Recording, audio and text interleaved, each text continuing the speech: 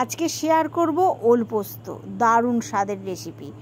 ফুটন্ত গরম জলে ওলগুলো দিয়েছি, গরম জলেতে ওলগুলোকে ধুয়েছি, নইলে সিটে মেরে যাবে। কর্নফ্লাওয়ার আর কালো জিরে দিয়ে ওলটাকে ভালো করে আমি ম্যারিনেট করে নেব।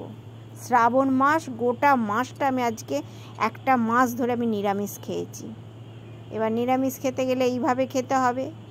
ওলের তরকারি কত খাবো, ওল ভাতে কত খাবো, তাই আজকে আমি বানিয়ে ফেললাম ওল পোস্ত।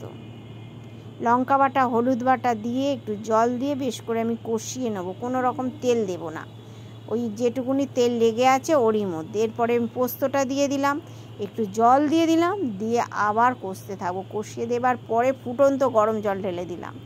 এবার ফুটতে থাকবে, ওলের বড়াগুলো দিয়ে দেব, স্বাদ মতন লবণ দিয়ে, বেশি ফোটাবো না, অল্প ফোটালেই হবে, কেননা আমার ওল রেডি হয়ে আছে। এবার স্বাদ মতো লবণ দিয়ে ওপর থেকে কাঁচা সর্ষের তেল ছড়িয়ে দেব।